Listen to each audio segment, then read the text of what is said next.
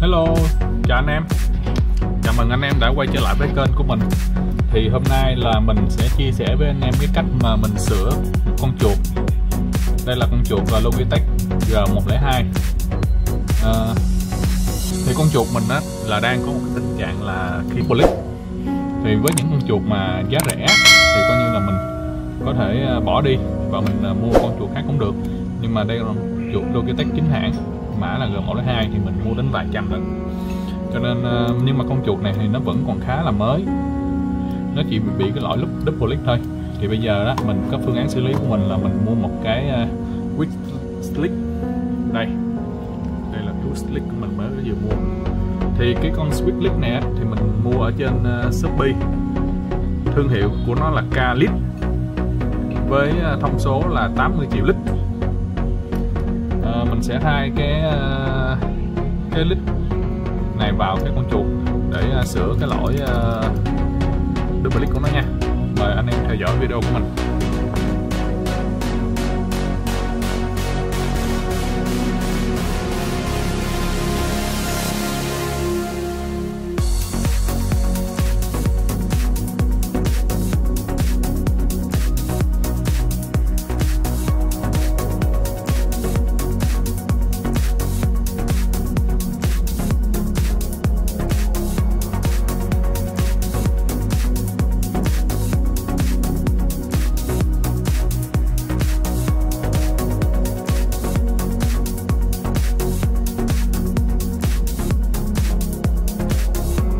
Ok, vậy là mình đã chia sẻ với mọi người cách mà mình đã khắc phục cái lỗi double click ở trên cái con chuột Logitech G102 này. Đó, rất là đơn giản. Mọi người chỉ cần có một cái mỏ hàng ít chì và cẩn thận một chút thì anh em có thể sửa cái lỗi chuột double click mà không cần phải mua chuột mới.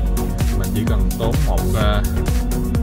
10.000 cho cái switch này là chúng ta có thể sửa được con chuột này. Bây giờ mình sẽ làm mới con chuột bằng cách dán skin cho nó. Mời anh em theo dõi tiếp ha.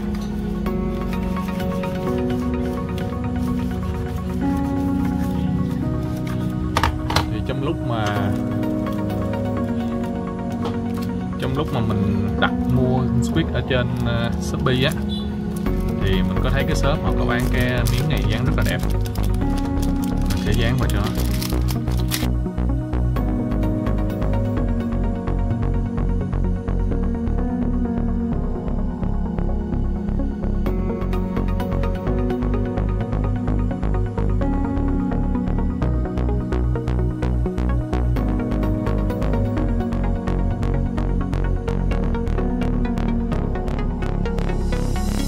Rồi, ok, chỉ một chút thời gian thì mình đã từ một con chuột cũ bị hư nút switch chỉ với 10.000 mình đã sửa nút switch và mua thêm một skin này với giá là 40.000.